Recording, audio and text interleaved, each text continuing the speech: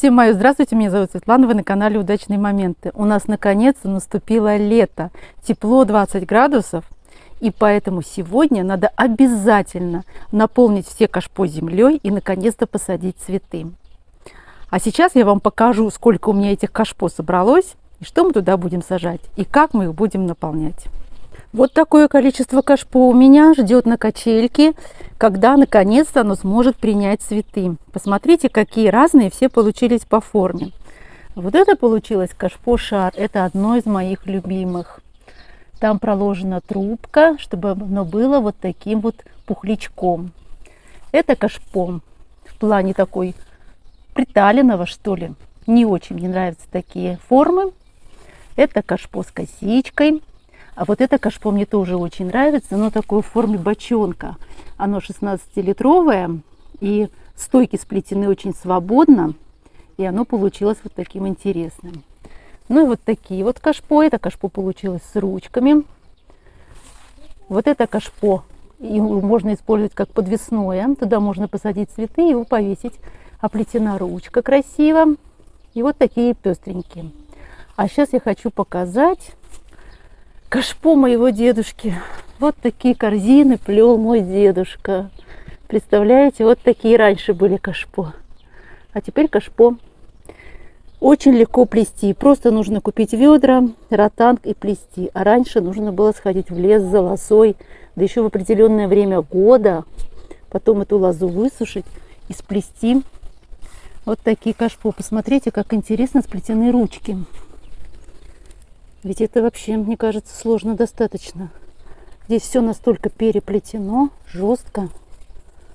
Вот такая интересная корзина. Я эту корзину храню и очень-очень люблю. Ну и на фоне моих кашпо. А теперь мне внучка говорит: давай уже, бабушка, уходи, я хочу качаться на качели. Да, Соня? Сейчас я буду убирать все кашпо. А сейчас я еще хочу показать рассаду, которая сядет в это кашпо. Кстати, вот это гибискус садовый. Иначе его еще называют, по-моему, сирийским. Я хочу его попробовать вырастить. Я его вырастила с семян. Не знаю, будет ли оно у нас зимовать. Но вообще это очень интересный цветок. Это все рассада.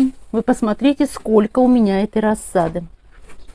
А в это время Соня стаскивает все кашпо. Все кашпо с качели, потому что она говорит, что хочет качаться. Ну ты не бросай мои кашпо. Бабушка их плела, а все кашпо заняли качель. Трудяшка Соня. Молодец. Вот моя рассада. Здесь стоит петуния, бархатцы, герань. Правда, всего 2 штучки. А вот там вот очень интересный табак, но он почему-то маленький и не растет. Мне надо его, наверное, просто проредить. Это еще не вся рассада. Посмотрите. Интересно, куда я с ней поеду. Вот лобелии, которые я сажала, они уже вовсю цветут. Зацвели только синенькие лобелии и вот такие вот фиолетовые. Еще где-то должна быть белая, розовая, по-моему. Вот стоит рассада цинии. Это еще не все. Вот рассада. Вот рассада. Это в основном петуни. А вот здесь, вы знаете, я посадила какой-то интересный цветок, который называется... Так, как же он называется? Он так интересно называется. Где-то даже у меня записано Arctoxys. Так, по-моему, называется. Как он будет цвести, не знаю. Надо посмотреть. И вот еще рассада. Вот такое огромное количество рассады. Мне нужно рассадить за 2 дня. Часть в кашпо, часть в клумбы, чтобы потом уйти на работу. А это мои птички, они вам шлют привет. У них вот такие интересные гнезда. Чем я буду наполнять свои кашпо? Вот я взяла тачку. У меня здесь есть 2 пакета покупной земли. Это грунт универсальный, затем какой-то цветочный универсальный грунт. Конечно, здесь уже добавлены и микроэлементы, и, наверное, и фосфор, и азот, и калий. Вот эту землю. В плане дренажа я возьму, вот у меня есть немножко керамзита, керамзит положу, и в плане дренажа я еще положу, вот у меня от компоста остаются вот такие достаточно крупные веточки. Вот такие же ветки туда немножечко вниз брошу. Еще у меня есть сам компост. Вот стоит, я приготовила. Ну, естественно, земля. Агроперлит обязательно положу. Очень хорошо нравится мне агроперлит. Он повышает воздухопроницаемость и влагоемкость почвы. Почва становится такая более рыхлая. И можно не так часто поливать. Он держит влагу, когда нужно, отдает растению. Есть песок. И обязательно я брошу туда доломитовой муки, все-таки, чтобы кислотность немножечко погасить. Потом у меня еще есть вот такие вот добавки с микроэлементами. И вот такая вот универсал. Тоже немножко брошу. А еще я хочу рассказать вам об таком удобрении. Я его обнаружила этой весной, с ним познакомилась. Это наш Уралхим стал выпускать удобрение, вот, ну, подобное импортному. И вот у него вот такая расфасовка. Такая вот серия называется «Старт», «Универсал» и «Финал». Это очень удобно, не надо мучиться, думать, какого удобрения когда применять. Вот удобрение «Старт», в чем преимущество этого удобрения? В том, что это удобрение водорастворимое. Вот раньше, допустим, для меня было проблематично растворить тот же суперфосфат или препараты калия, когда они мне были нужны именно в воде, чтобы сделать корневую подкормку. А теперь это порошок и очень-очень хорошо растворяется в воде. Вот одну такую упаковку «Старт» Универсал я уже использовала. «Старт», здесь формула азота, фосфора и калия, видите, 15-30-15. То есть в удобрении «Старт» много фосфора. И поэтому именно для того, чтобы стартануло растение, и нужно применять это удобрение. Фосфор нам дает и формирует очень хорошую корневую систему у растения. И вот когда мы пересаживаем рассаду или вообще когда выращиваем рассаду после пикировки, обязательно нужно проливать какими-то корнестимуляторами. Но обычно это либо корневин, либо янтарная кислота, и в том числе препараты фосфора. И вот именно вот этим удобрением очень хорошо в начале, весной, в начале лета подкормить свои растения. Можно по-разному относиться к удобрениям. Понятно, что мы все за органику, но без таких важных элементов, как фосфор, калий и азот, растению все равно никуда. И нужно применять удобрения, но применять их дозированно. Конечно, перекармливать и постоянно бросать удобрения не надо. Вот и здесь так и пишется: для начальной стадии роста и развития растений. Усилив защитные функции, способствует здоровому росту рассады. Следующее удобрение называется универсал. Вот это удобрение тоже очень интересная формула. Видите, азот 20, фосфор 20 и калий тоже 20.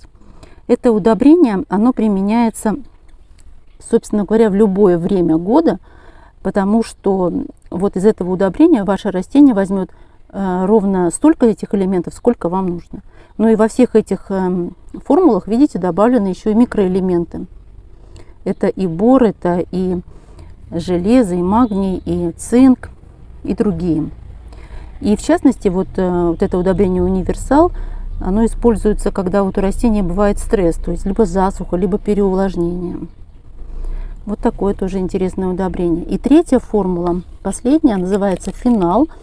Оно содержит много уже калия, а ведь калий нужен нам, во-первых, для плодов, для формирования плодов, для вызревания побега. Вот, допустим, на винограде, когда где-то с августа обязательно виноград нужно опрыскивать или делать корневые подкормки препаратами калия, чтобы хорошо вызрели побеги и чтобы они хорошо перенесли зимовку.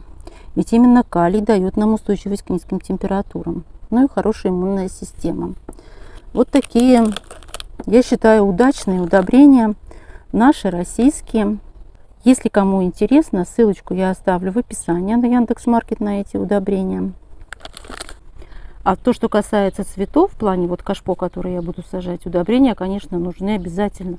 И даже вот, допустим, когда в кашпо цветет петуния, очень сильно и красиво, ее всегда поливают удобрением. Я знала одного человека, который говорил, чтобы цвела очень пышно петуния в кашпо, нужно всегда поливать водой с немного разведенным там фосфором.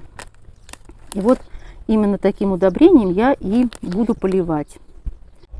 положила керамзита на дно. И теперь еще сверху я положу вот таких вот палочек, чтобы вода совсем проходила спокойно и не задерживалась в этом кашпо. Решила я сразу в кашпо плетеный наполнять землю. Хотела сначала ведро в ведро.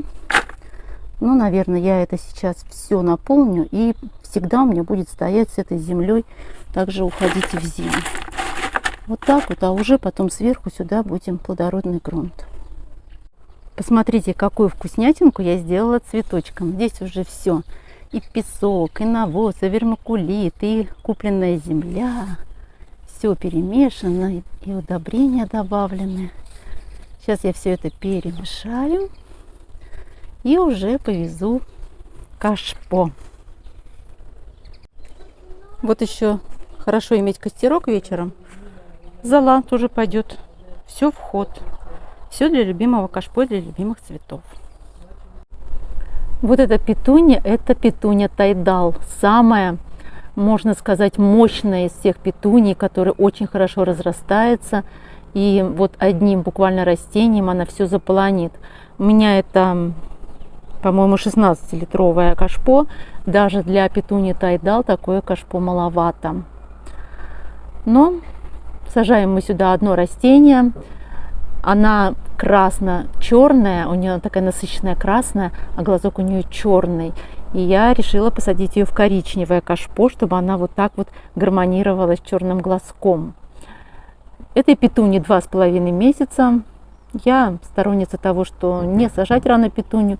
Зато вот такая петунья, она не переросшая, прекрасная. И сейчас она будет хорошо укрепляться и расти. У нее мощный уже корень.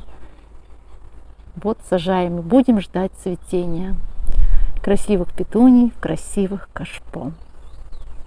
Вот подошел вечер, я все это время сажала свою петунью. Всю петунью ампельную я рассадила. Вот столько много получилось кашпо. Еще разбросаны по огороду везде эти кашпо. Петуньи еще осталось много, но она не ампельная, она обычная, крупноцветковая. И ее я буду сажать уже в грядку. Вот даже простые ведра уже пошли в ход.